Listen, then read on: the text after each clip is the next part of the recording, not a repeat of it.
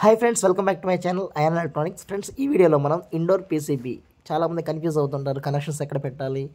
So ఏదో repair కోసం బయటికి తీస్తారు, బట్ కనెక్షన్స్ అర్థం కాక చాలా ఇందులో సెన్సార్స్ ఉన్నాయి కదా. ఇది వచ్చేసి కాయిల్ సెన్సార్, ఎయిర్ సెన్సార్, ఇది display, fan motor Jack, main Jack. ఇది కామన్ రన్నింగ్ స్టార్టింగ్ 220 వోల్టేజ్తో పనిచేస్తుంది. సో ఏసీ ఫ్యాన్ మోటార్కి మనకు వచ్చేసి 6 వైర్లు ఉంటాయి. 3 వైర్లు కామన్ రన్నింగ్ స్టార్టింగ్, ఇంకో 3 వైర్లు వచ్చేసి ఫీడ్బ్యాక్. ఈ ఫీడ్బ్యాక్ జాకు సపరేట్గా ఇస్తారనమాట. సో ఇంత మించి ఏం ఉండదు. వైరింగ్ కనెక్షన్స్ పిచ్చోళ్ళు అయిపోతారు జనాలు, ఏం ఉండదు. సో మెయిన్స్ కార్డ్ వైర్లు మనం తెచ్చుకొని సో లోపల నుంచి వస్తాయి. ఇందులో మీకు రెడ్, బ్లాక్, ఏదైతే గ్రీన్ ఉందో సో ఈ బ్లాక్ కలర్ లూప్ కొట్టేసారు డైరెక్ట్గా మనకి. ఇది న్యూట్రల్ అనమాట. అదే న్యూట్రల్ని మళ్ళీ ఆ బ్లాక్ నుంచి తెచ్చుకొని బ్లూ వైర్కి ఇచ్చారు.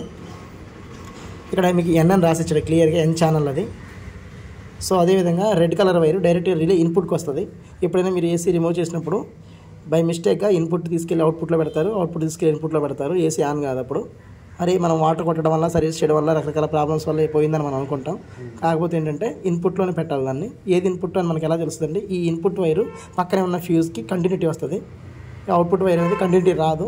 కాబట్టి ఇన్పుట్లో ఇన్పుట్ మాత్రమే పెట్టాలి. ఇన్పుట్ పెట్టిన తర్వాత సో బోర్డులో సంబంధించిన వోల్టేజ్, ఫ్రీక్వెన్సీ, యాంపియర్, ఇట్లా సో కొన్ని టెక్నికల్ టర్మ్స్ ఉంటే అవన్నీ సాటిస్ఫై చేసిన తర్వాత సో 3 మినిట్స్కి మనకి ఇక్కడ రిలే అనేది యాక్టివేట్ అయ్యి ఎల్లో కలర్ వైర్ ద్వారా ఇక్కడ మీకు కనెక్టర్ ఉంది కదా, కనెక్టర్లో అవుట్పుట్ వస్తుంది. ఇక్కడ ఎర్తింగ్, న్యూట్రల్ ఇండోర్లో, అవుట్డోర్లో డైరెక్ట్గా వెళ్ళిపోతాయి. బట్ ఫేస్ మాత్రమే మనం ఇంట్లో స్విచ్ ఎలా అయితే కంట్రోల్ చేసుకుంటామో ఇక్కడ రిలే ద్వారా కంట్రోల్ అయ్యి అవుట్డోర్కి సప్లై వెళ్ళిద్ది అనమాట. సో ఈ విధంగా మనం పీసీబీని అర్థం చేసుకోవాలి. ఇది బ్రహ్మ విద్యం కాదు. సో మనం చాలా ఈజీగా అర్థం చేసుకోవచ్చు. ఫస్ట్ ఎస్ఎంపిఎస్ సర్క్యూట్ అర్థం కావాలి మనకి. Half wave, full wave, bridge rectifier, SMPS, ఈ 4 కాన్సెప్ట్లు అర్థమైన తర్వాత సో అందులో సెక్షన్ వైజ్గా చూసుకున్నట్టయితే మనకి ఇక్కడ బజర్ సెక్షన్ ఉంది. ఇక్కడ పైప్ టెంపరేచర్ సెన్సర్ అని క్లియర్ రాశాడు. పైప్ టెంపరేచర్ అనమాట అది. దాని తర్వాత వచ్చేసి ఆర్టీ అని ఇచ్చాడు. ఆర్టీ అంటే రూమ్ టెంపరేచర్ అనమాట. రూమ్ టెంపరేచర్ సెన్సార్ అని చెప్పి. తర్వాత ఇది బజరు, మనం ఆన్ చేసిన తర్వాత ఇండికేషన్ అనమాట. ఇది ఆటో స్విచ్ సెక్షన్, అదేవిధంగా రీసెట్ సెక్షన్. ఇది వచ్చేసి డిస్ప్లే సెక్షన్ ఇది. సో ఈ విధంగా ఇది ఫ్యాన్ మోటార్ పీజీ అంటారు, ఫీడ్బ్యాక్ అంటారు. సో ఆ సెక్షన్ ఏసీ ఫ్యాన్ మోటార్ కాబట్టి. సో ఇది మెయిన్ సెక్షన్ అనమాట. దీనికి సంబంధించిన కెపాసిటర్. సో ఈ విధంగా మనం పీసీబీని అర్థం చేసుకోవాలి. సో ఇంకా వోల్టేజ్ల పరంగా చూసుకున్నట్టయితే ఇది 310 కెపాసిటర్, 310 వోల్టేజ్ డీసీ వస్తుంది అనమాట.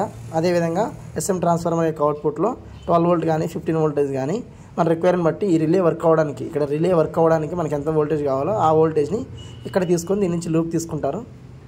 అదేవిధంగా ఇది మెయిన్ ఏసీ, సిస్టమ్ ఏసీ పనిచేయడానికి కావాల్సిన 5 వోల్టేజ్ దీంట్లో జనరేట్ అవుతుంది. ఇదంతా ఓకే ఉందా లేదా తెలుసుకోవడం కోసం ఇక్కడ మనకి ఆక్టో కప్లర్స్ అని ఇస్తారు. ఇవి ఎంసీఈకి గూఢాచారులాగా అంత వోల్టేజ్లు బాగున్నాయా లేవనేది ఫీడ్బ్యాక్ రూపంలో తెలియజేస్తాయి అనమాట బోర్డు మొత్తానికి. సో ఈ విధంగా మనం దీన్ని అర్థం చేసుకోవాలి.